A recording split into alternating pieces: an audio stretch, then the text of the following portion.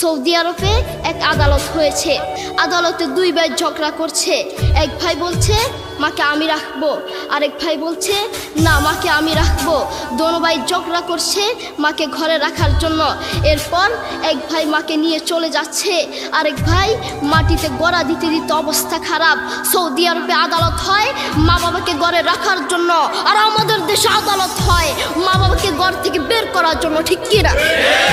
যুবক, তোমাকেই বলছি, তোমার বন্ধু তোমার আপন নয়, তোমার বউ তোমার আপন নয়, তোমার শ্বশুর শাশুড়ি তোমার আপন নয়। এই পৃথিবীর বুকে আপন হলো তোমার মা এবং তোমার বাবা। করোনা আসার পরে প্রমাণ করে দিয়েছে কে আপন। এক মেয়ে তার মাকে ফোন করে বলছে, মা আমার স্বামীর করোনা হয়েছে। মা বললেন সাবধান, তার কাছে যাবি না, আমি সকালে সিএনজি পাঠিয়ে দিব, তুই টপ করে সিএনজিতে উঠে যাবি। এটার নাম দুনিয়া, এটার নাম দুনিয়া। করোনা হওয়ার পরে বন্ধু বন্ধুর কাছে যায় নাই, করোনা হওয়ার পরে শ্বশুর শাশুড়ির কাছে যায় নাই, করোনা হওয়ার পরে স্বামী স্ত্রীর কাছে যায় নাই। কিন্তু করোনা হওয়ার পরে এখনো ইতিহাস আছে, মা তার ছেলেকে গিয়ে চুমু খেয়েছে। করোনা হওয়ার পরে এখনো ইতিহাস আছে, বাবা তার ছেলেকে কাঁধে নিয়ে হাসপাতালে গিয়েছে, ঠিক কিনা? যুবক, তুমি তোমার মাকে কিছু মনে করছো না।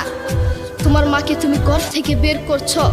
ছেলে বিদেশ থেকে এসেছে, এসে শ্বশুর বাড়িতে গিয়েছে, তারা তাকে উল্টাপাল্টা বুঝিয়েছে। এখন বাড়িতে এসে সে বলছে, মা তুমি আমার টাকায় খাও, আমার ঘরে থাকো, আবার আমার বউকে পিটাও। এই কথা শোনার পরে কি কোনো মার কলিজা আছে? মা বাথরুমে গিয়ে আধা ঘন্টা কাঁদতে লাগলেন। কেঁদে অজু করে নামাজে দাঁড়ালেন।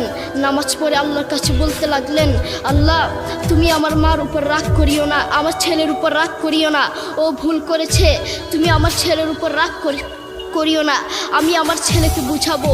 এরপর মা গিয়ে ছেলেকে বুঝাচ্ছেন, বলছেন বাবা তুমি আমাকে বের করে দিবা, সমস্যা নেই, তুমি আমাকে বের করে দিও, কিন্তু আমার একটা স্বপ্ন আছে।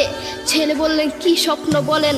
মা বললেন তুমি বাজারে গিয়ে একটা পাকা আম নিয়ে আসবা, এসে তোমার বুকের উপর রাখবা, সকালে উঠে ওটা আমি খাবো। এরপর ছেলে বললেন আচ্ছা ঠিক আছে। ছেলে বাজারে গিয়ে একটা পাকা আম নিয়ে আসলো, এসে বুকের উপরে রাখলো। 5 মিনিট না যেতেই সেই আম পিঠের নিচে পড়ে চ্যাপ্টা হয়ে গিয়েছে। এরপর ছেলে মাকে বললেন, মা তুমি কি সকালে উঠে আমটা খাবে? ওটা 5 মিনিট না যেতেই পিঠের নিচে পড়ে চ্যাপ্টা হয়ে গিয়েছে।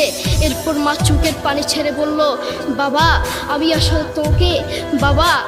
আসলে তোকে খাওয়ার জন্য বলি নাই, আমি আম খাওয়ার জন্য বলি নাই, আমি তোমাকে বুঝার জন্য বলেছি।